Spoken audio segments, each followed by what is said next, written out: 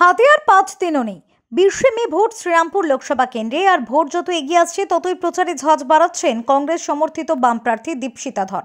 গরমকে উপেক্ষা করে বুধবার সকাল থেকে হুটখোলা গাড়িতে চেপে প্রচারে নেমে পড়েছেন তরুণ এই নেত্রী। এদিন দলীয় কর্মীদের নিয়ে ডানকুনি এরিয়া কমিটির দলীয় কার্যালয় থেকে শুরু করে তাঁতিপাড়া, মথুরডাঙ্গি, মেউনবেড় এবং রামকৃষ্ণবাটি এলাকায় প্রচার করেন তিনি। প্রচার চলাকালীন দীপশিতা বলেন, মানুষ বদল চান, আমাদের চান। চ্যালেঞ্জ একটাই, ওদের মানি পাওয়ার, মাসেল পাওয়ার, গুন্ডা পাওয়ারের সাথে লড়াই করতে হবে। মানুষ আমাদের সঙ্গে আছেন। আপনারা তো দেখেছেন কালকে সমাবেশ নিশ্চয়ই শ্রীরামপুরে যে মানুষের জমায়েত ওখানে হয়েছিল। শ্রীরামপুরের সাধারণ মানুষ কোনো রাজনৈতিক দলের নেতৃত্বে অমন সমাবেশ দেখেননি।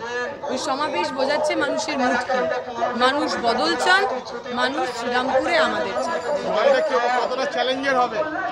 চ্যালেঞ্জের হবে ওনাদের মাসেল পাওয়ার, মানি পাওয়ার, গুন্ডা পাওয়ার, সেগুলোকে আমাদের লড়াই করতে হবে। সেটাই একমাত্র চ্যালেঞ্জ। মানুষ আমাদের সঙ্গে রয়েছে।